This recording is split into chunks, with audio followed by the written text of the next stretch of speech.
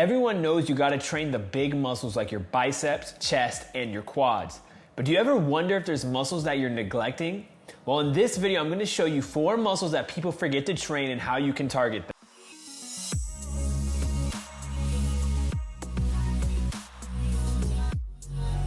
So what's going on, guys? It's Rob from fitnessandfinance.com, and today we're gonna be talking about muscles that people forget to train. Nobody ever forgets to train their biceps, and nobody ever forgets Monday, International Chest Day. So just because the muscles I'm talking about aren't as popular as something like your biceps or your chest, doesn't mean that you don't need to train them just as hard, because improving these muscles will carry over into other exercise as well as improve your aesthetic. All right, before we get started, navigate your way over to that like button right below this video and just give it a tap to help me out with that YouTube algorithm. So the first muscle I want to talk about today is a muscle that's in your calf. It's called the anterior tibialis. If you've ever watched any of my videos, you've probably heard me talk about this muscle because I cannot overstate how important it is to train this muscle. The anterior tibialis runs along the front of the leg, and its primary function is dorsiflexion. A lot of people are neglecting their calves completely on their leg day, but for the people who do, even then, they're still only training plantar flexion with exercises like the calf raise. It's important to include exercises like the calf raise because these target the larger muscles in your calf, the gastrocnemius and the soleus,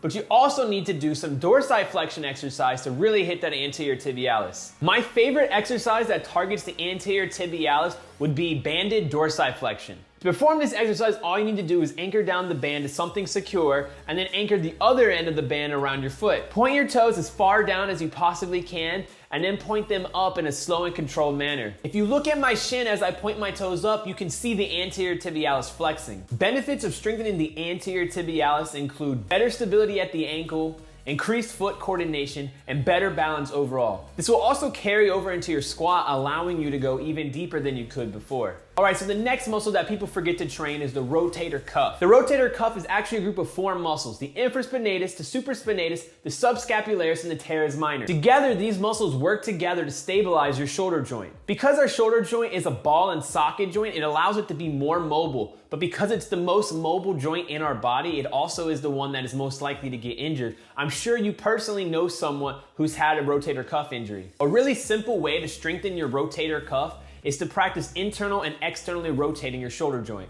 You can do this with a resistance band, or you can do it with some weights. You want to lock your elbow in place at your side and then internally rotate and externally rotate your shoulder joint where nothing is moving but your shoulder joint. So you don't want your elbow to come away from your body. I wouldn't go super heavy with these because what we want to focus on is stability at the shoulder joint. So I would go slow and controlled for about 20 reps. Don't forget to switch to the other side when you're done. I recommend this exercise for pretty much everyone who goes to the gym. I look at it as a prehabilitation exercise to prevent an injury, but you can also use this as a rehabilitation exercise if you've already had a rotator cuff injury. Do you ever feel pain when you're at the bottom of a bench press in your shoulder? That's likely your rotator cuff, so strengthening that with this exercise can fix that issue for you. All right, so the third muscle that people forget to train is the serratus anterior. The serratus anterior is a muscle that's by your armpit and near your lat. Its primary function is protracting the shoulder blades, so that means bringing them forward. The serratus anterior is often called the boxer's muscle because boxers normally have a very well developed serratus anterior from all the punching that they do.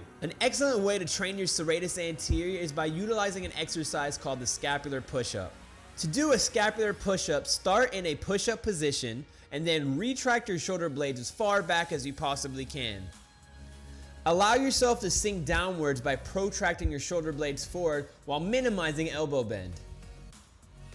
If you ever have the issue of scapular winging, strengthening your serratus anterior can greatly improve that. All right, and the last muscle that people forget to target is actually 2 muscles: the gluteus medius and the gluteus minimus. See, the gluteus maximus gets all the attention because it's a large superficial muscle that gives us that big round butt look. The gluteus maximus gets a lot of work from deep squats, deadlifts, and hip thrusts, all which are commonly performed on people's leg day. Unfortunately, those exercises don't target the gluteus medius and the gluteus minimus very much. The gluteus medius and the gluteus minimus are responsible for abduction of the leg. That means taking the leg away from the center of the body. My favorite way to target these 2 muscles is to add a band around my knees when I'm doing squats or any kind of glute exercise like a hip thrust. The reason why this works so well is because the band is trying to pull our knees inward, but we're actively resisting the band by pulling outward, which would be training abduction, so it activates the gluteus medius and the gluteus minimus. Targeting these two muscles is really gonna enhance your leg day and really sculpt out that booty look that most people are looking for. All right, guys, so there you have it. 4 muscles that people forget to train. We have the anterior tibialis, the rotator cuff, the serratus anterior, and the gluteus minimus and the gluteus medius. Let me know in the comments down below, what is a muscle that you always forget to train? All right, y'all, that's all I have for today. Make sure you subscribe to my channel if you like the content that I'm putting out. This is Robert from fitnessandfinance.com. Peace.